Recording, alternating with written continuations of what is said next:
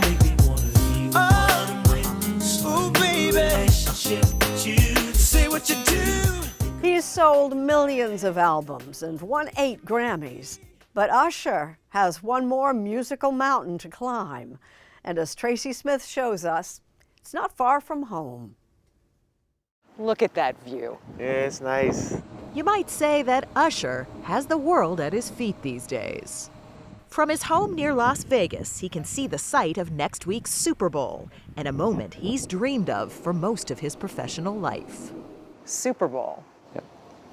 Have you, over the years, looked at that and said, I want to be there? You know, everybody says they want to win a Grammy or they want to win an Oscar or a Tony or an Emmy. The Super Bowl is something that everybody wants to play, you know? And here it is. It happened. And it only took 30 years. Got me like, oh my God, I'm so in love. In case he's not on your personal playlist, Usher is a global superstar. Here we go. Who's won 8 Grammys, sold many millions of records, and created what is essentially the romantic soundtrack of a generation. You remember, girl, I was the one who gave you your first kiss. And for the past year or so, he's been the hottest ticket in Las Vegas, with a residency that surpassed all expectations, on stage and on the wheels. For Usher, it's all about putting in the work. Even after his show opened, he'd still practice hard instead of just skating his way through it all. I don't sleep that much. How many hours a night would you say? On average, I say maybe 4. Oh my goodness. Yeah, it's pretty bad, yeah. But it's good. You know, my creativity just doesn't allow me to really stop. You know, it's just like always going. Always going. Yeah. I know you're a student of music history, of entertainment history. How much do you think about the greats who have come to this town before? They're always in the front of my mind. I mean, the heart's history of, you know, African Americans who had to perform here and couldn't go through the actual casinos. Now to be here with the residency, it's like, man, what a whirlwind. Yo, I ain't seen you in a minute. A whirlwind, indeed. Born in 1978 and raised in Chattanooga, then Atlanta, Usher Raymond IV started singing where so many greats got their start, the church choir. With his mother, Janetta Patton, by his side, he entered talent shows and would sing just about anywhere he could find an audience.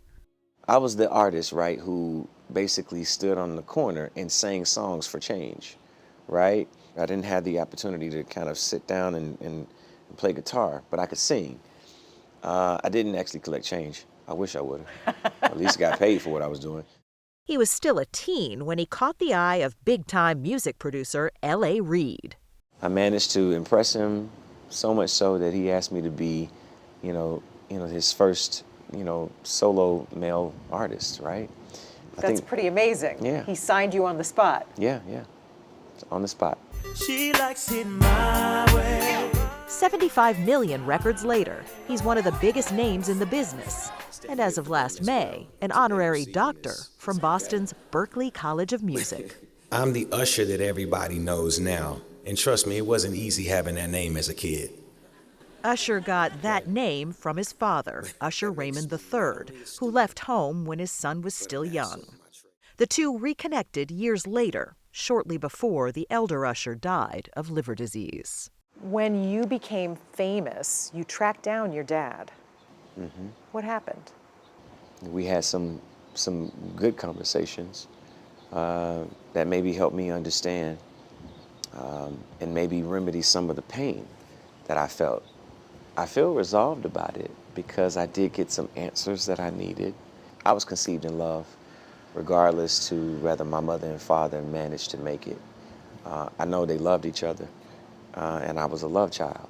That was the answer you were looking for? That was one piece of it. The other half had a lot to do with, why? Was it something I did? Was it something that was done? You thought as a kid, was it something that I did? Or did you just not want me?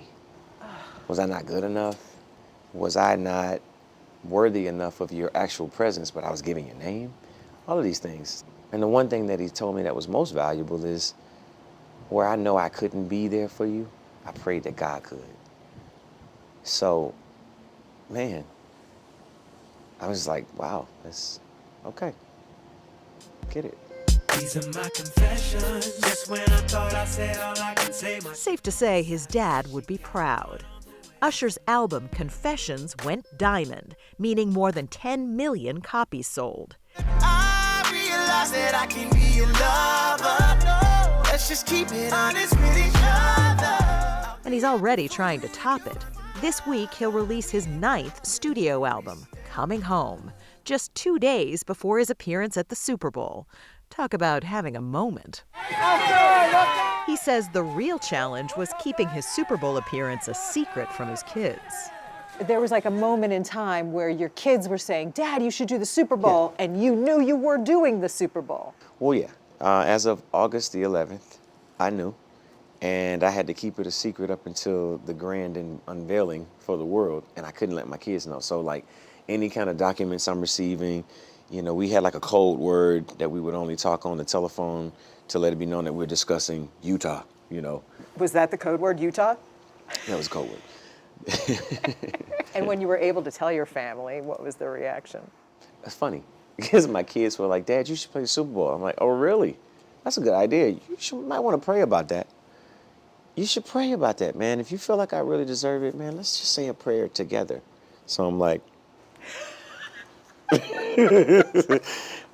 it was the sweetest treat, right? To know. It was like Christmas. You know what I'm saying? Your kids, you don't get a chance to surprise your kids that often anymore. It's like there's no fantasy moments. But their prayers were answered. Their prayers were answered. Yeah. A few of his prayers will be answered too. Usher actually dropped into the big show in 2011 with the Black Eyed Peas, but being the headliner himself is a pretty big leap. Usher says he hasn't settled on what comes next. He's testing the waters of a few different options. Oh yeah, it's good warm. Is it warm? It's super hot. Ooh, oh my gosh, that's nice.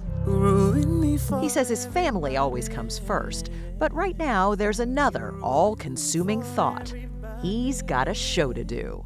I think I have done the job of 40 men. I have got to figure out how to get some rest after the Super Bowl. You're saying that, but you're actually not going to.